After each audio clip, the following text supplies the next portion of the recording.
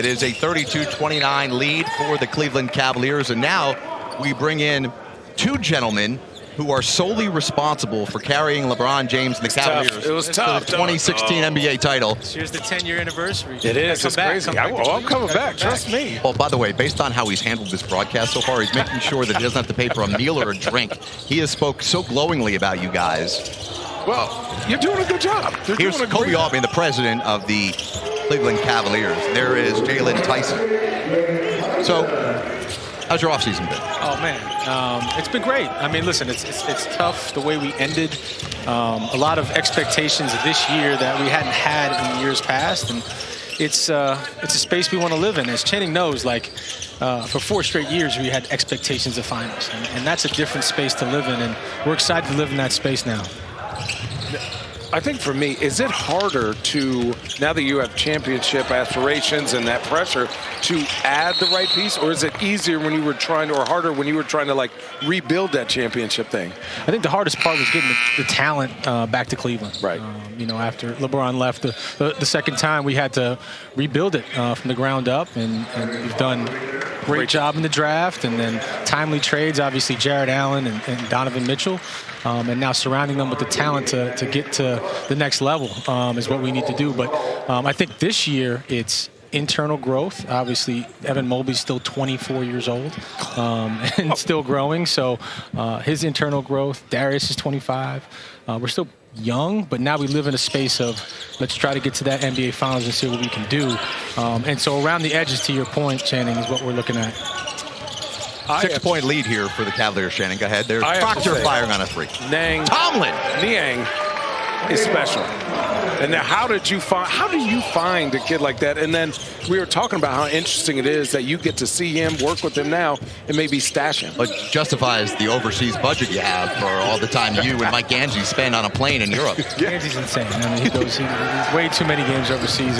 As we watch actually Naquan Tomlin get the steal and push ahead, but you know, Naquan's actually someone I wanted to discuss a little bit because as a two-way player, sort of a diamond in the rough. Play for our charge. Live in Las Vegas, Cavs have their largest lead of the game. Channing Frye, Jared Greenberg. We'll hear from Dennis Scott. We've got Koby Altman, the president of basketball operations for the Cavs. You were starting to talk about Naquan Tomlin, the two-way guy you have, and how impressive he has been. 30 points the other night, Koby. Yeah, no, he's stayed the whole summer in Cleveland after the season. Great regiment as we watch.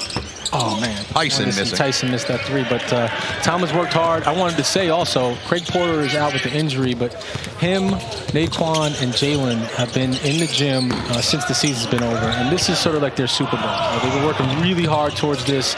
Jalen Tyson's slimmed down a little bit, added some muscle, and he's taking this summer league very seriously. I noticed that. I said that at the beginning. Yeah. It just looks different. Yeah. What about those 3 guys that you think, how can they help the Cavaliers get to where they need to get to?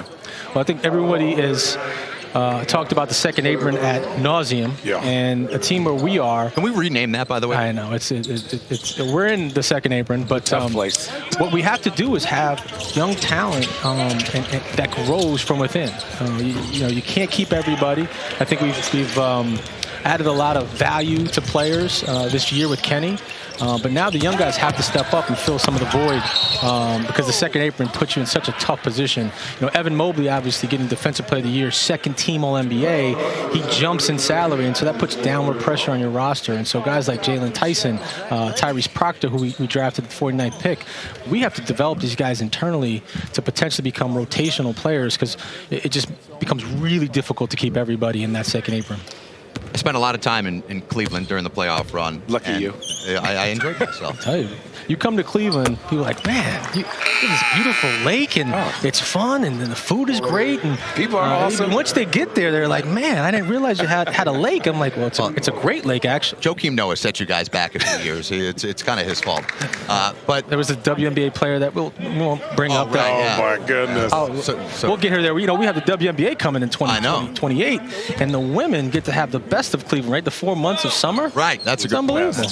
But we just saw Evan Mobley, and I couldn't understand the amount of negative conversation in Cleveland about what Evan and Jared Allen need to do better and need to do more. And there's this toughness question and are you soft and all this stuff. And we had Kenny Atkinson on 2 days ago, and he said, you know, the next step for Evan is to be in the MVP conversation in the next few years. That's crazy. Do you, like, what do you think about all this local conversation about the toughness and what needs to be improved by those two frontline players? Look, I mean, first, Jared plays all 82 games. Shannon, you know that you got to have some toughness to play all 82 games. Correct. You know, we were top 7 in defense. You have to have some toughness to defend. I think, you know, even the Indiana series, which is unfortunate. We actually won the possession battle. We won the offensive rebounding battle. Do we have to find some mental toughness? I think so. But these, as we watch Naquan sidestep, lay. By the way, you know, I don't want you to lose your job, but you have a future. This is pretty good. But no, listen, Evan, if I told you at 24 years old, be Defensive Player of the Year, second team All-NBA, you know, career highs across the board, points per game, rebounds per game, and three-pointers, we'd all be doing backflips, and that's what happened. And so, look, you know, we have to go through these trials and tribulations. They hurt. They sting. You know, we wake up every day thinking about those second-round losses the last 2 years, but it's part of our story. It's going to make us stronger. Yeah, I think people kind of forget about the history of the NBA, that most teams that win a championship lose before they win. OKC did. OKC lost in the second round last year. Right before. By the way, the Cavs on a 15-0 run here. That's because Koby Altman's sitting with us. Their team is performing. Tyler Smith cannot end that run. How about Darius Garland and the point guard position? You lose not only Ty Jerome to free agency, but now Garland's got the toe surgery. So at the beginning of the season, what happens with that position? Well, that's a great question. I think two things is 17-0 run. And not to, and we talked about Evan a lot. Evan's going to bring the ball up a lot more. And not that he's going to be the point, but he's going to play some point forward for us. Obviously, the addition of Lonzo Ball. Darius, as much as pickup, by the way. Yeah, I'm a big Lonzo guy. We're excited about him. Kenny's the most excited about him. So when you keep your head coach happy, that's a good thing. But you know, Darius, I actually think, and again, no one wants to have surgery, no one wants to be injured. But this offseason is going to be huge for him to add that that weight we want, that strength, that armor, for him to really become on a different level. And you know, Channing, I mean, I'm not comparing him to Steph, but Steph during those finals is a different animal than what he is now. Very so different. strong. Oh, that's crazy. And that's where we want Darius to get to. You know, we want Darius to add that armor. And you know, Stephen Curry is a great example of how you can continue to grow and evolve with your body type, with that skill set. And that's what we want Darius to do. And I think this offseason, because he can't touch a basketball for the next couple months, he's going to be in that weight room. And he's in Cleveland now, working with the great Gio, the best PT in the world. And they're getting it in. They're getting it in the weight room. Great putback there by Alatishe, who's getting his first run here. Cavaliers definitely have an emphasis on offensive rebounding. We've got a lot more questions here, but only 18 seconds to go in the half. So, well, thank you for your time. Enjoy the rest of your summer. Congrats on the success last year. Thank you for covering us. Channing, we will celebrate the 10-year anniversary of that illustrious championship. Hey, hopefully we celebrate it together. That'd be awesome. 10 years is great. Are you inviting him back?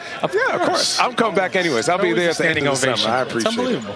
No, I can't wait to go back, and we still talk about Cleveland and the people and especially the food. So it'll be exciting to watch you guys next year. Thank you. Thank you, guys. Appreciate it. We're going to take a quick timeout. Koby Altman, thanks for joining us here with 5.8 to go in the half. We'll come right back with that.